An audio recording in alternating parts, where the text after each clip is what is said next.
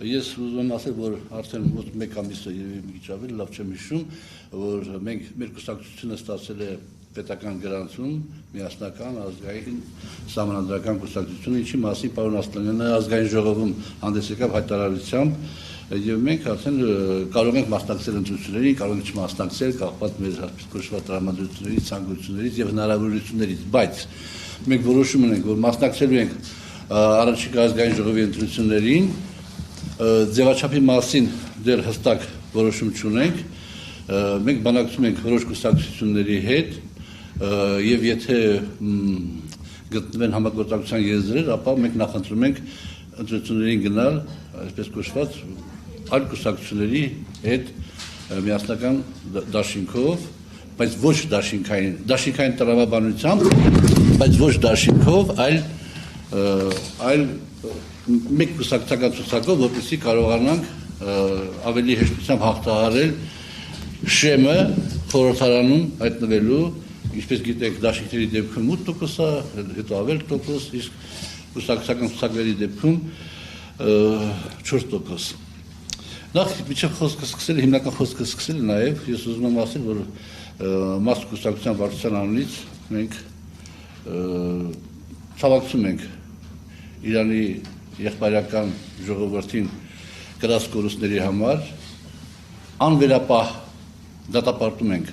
Ամերիկայի Միացյալ Նահանգների եւ Իսրայելի բարբարոսական հակամարտկային գործողությունները Իրանի Իսլամական Հանրապետության նկատմամբ, վստահ ենք, որ Իրանի Իսլամական եղբայրական եւ հերոսական ժողովուրդը պատվով դուրս կգա այս արհավիրքից։ Այնուհետև ես ուզում եմ կարճ ներկայացնեմ այն իրավիճակը, որ այսօր գոյություն ունի մեր քաղաքական դաշտում։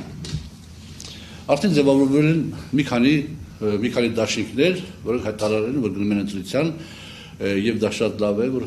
ձևավորվել են եւ զգացում են նաեւ, որ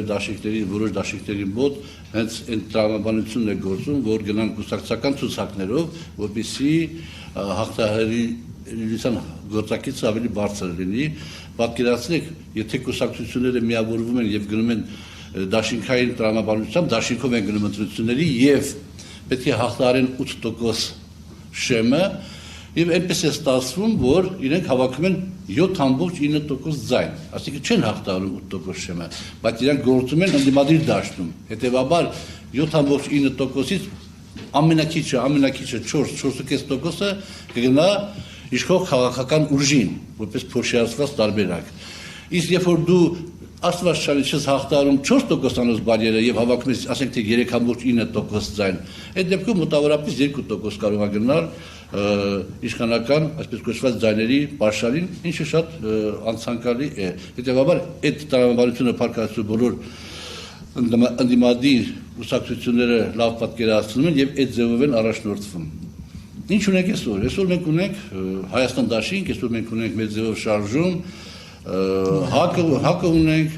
Գագիկ Ծառուկյանի շուրջ հավաքված ուժեր ունենք մեր միասնության թևեր, շարժումը եւ ելի կան կուսակցություններ, որոնք դեռ գտնվում են այդ խմորումների մեջ միավորվելու կամ ճշտելու իրենց ձևաչափը ընտրությունների մասնակցելու։ Քաղաքական դաշտը հիմա ո՞նց է զարգանում, այսօր ո՞նց է զարգանում։ Մեր ձևով շարժումը իրենից ներկայացնում է ռեալ, երևի թե ընդդիմադիր դաշտում առաջի դիրքերում գտնվող առանց այդ բաների հետ, սոցհարցումների, մաների եւ այլ մեր պատկերացումներով իրենք գտնվում են առաջատար դիրքերում են գտնվում եւ հետեւաբար ներկայացնում են այդ իմաստով լուրջ այլընտրանքային հատված իշխանության նկատմամբ։ Ինչ կարող է տեղի ունենալ։ Հավանական երկու սցենար։ Առաջին սցենարը, որը քիչ հավանական է, իհարկե, բայց կարող է տեղի ունենալ։ Նիկոլ Փաշինյանը իշխանությունը փոխանցում է Սամվել Կարապետյանին։ Այդ դեպքում Նիկոլ Փաշինյանը կդառնա մարդկության պատմության մեջ բոլոր ժամանակների, բոլոր պետությունների ամենահզոր ուժեղ քաղաքական պետական գործիչներից մեկը։ Ուրեմն եմ ասում, սա քիչ հավանական տարբերակն է, բայց ոչ զրոյական արժեքով։ Երկրորդ տարբերակը Նիկոլ Փաշինյանը սպասելու է որոշ ժամանակ եւ տեսնի թե մեր ձևով շարժման շուրջ ոնց է կոնսոլիդացվում հասարակությունը, այսպես կոչված ընդդիմադիր ընտրազանգվածը եւ անհրաժեշտ քայլ կատարի։ Այդ մաքսիմալ կոնսոլիդացումից մի պահ առաջ կատարի անհրաժեշտ քայլ։ Անհրաժեշտ քայլը ո՞րն է։ Կամ եթե համընկնում է կուսակցություններին կամ ուժերին, որպես ընտրաշավի մասնակցելու իրավունք ստանալու գրանցման պահին չգրանցեն, կամ նույնիսկ մայիսի 15-ին, մայիսի 20-ին դուրս հանեն քաղաքական պայքարից եւ մեր ձևով շարժումը չհասնի հունիսի 7-ին։ Այսինքն չգրանցելով դուրս հանեն։ Մի տարբերակ, եթե մեր ձևով շարժման պիկը կլինի առաջիկա մի ամսվա ընթացքում, մինչև գրանցումները, ապա այդ չեն գրանցի ուղղակի, իսկ եթե այդ պիկը չզգացվի իշխանական շրջանակների կողմից, հատուկ ծառայությունների կողմից, եւ այդ պիկը զգացվի մայիսի 10-ին, ապա 15-ին, մայիսի 20-ին, մայիսի 30-ին, այսինքն ընտրությունից մի քանի օր առաջ, քվեարկությունից մի քանի օր առաջ դուրս կհանեն այդ ուժին ընտրապայքարից, Մոլդովայի տարբերակով, հայտնի տարբերակով։ Այսինքն չգրանցելն է ամեն դեպքում իրենց Չէ, կարող է գրանցեն եւ գրանցումից են հանեն, գրանցումից մերժեն, գրանցումը հետո մանան հանեն, գրանցումից հանեն։ Այս դեպքում ինչ տեղի կունենա, այս դեպքում հիմքերը, եթե հանկարծակի Նիկոլ Փաշինյանին դժվարանա գտնել հիմքերը, ես իրան կտամ հիմքերը։ Ուրեմն Նիկոլ Փաշինյանը պրոբլեմ ունի հիմքեր գտնելու համար։ Ուրեմն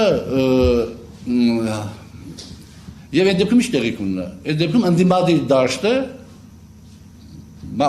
պատկերացրած կամայանը ժողովրդի մոտ կառաջանա ապաթիայի բանը ընկալումը, իշխանությունների ամենազորությունը կամրապնդվի եւ ընտրության գա քիչ թվով քաղաքացի, Նիկոլ Փաշինյանը քաղաքացիական պայմանագիրը կհավաքի իր այն զանգվածը, որը ունի, այսօր ունի, եւ մոտավորապես 70% ձայներ հավաքելով դառնա բացարձակ իշխանություն։ Ինչ պետք է անել այդ